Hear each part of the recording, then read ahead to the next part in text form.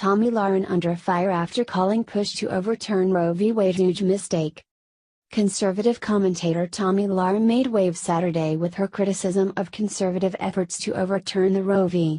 Wade Supreme Court decision that legalized abortion. Pressing for a Supreme Court decision to overturn Roe v. Wade would be a huge mistake, Lahren said in a final thoughts video for Fox News. Do we really want to fight for this, alienate Democrats, moderates and libertarians, all to lose in the end anyway? That's a risk I don't think is worth taking. I'm saying this as someone who would personally choose life, but also feels it's not the government's place to dictate. This isn't a black and white issue and I would never judge anyone in that position, she said. President Donald Trump on Monday is expected to name the person he is nominating to fill the Supreme Court vacancy left by the retirement of Justice Anthony Kennedy. Some conservatives have argued this nomination should be used to add a justice to the court who supports overturning Roe v. Wade.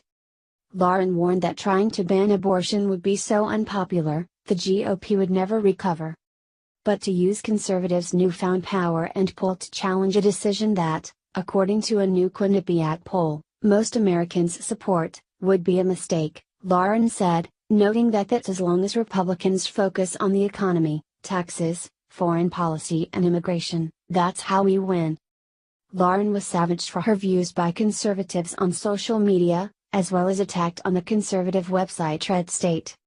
On Red State, senior contributor Kimberly Ross wrote an op-ed slamming Lahren's faux conservatism.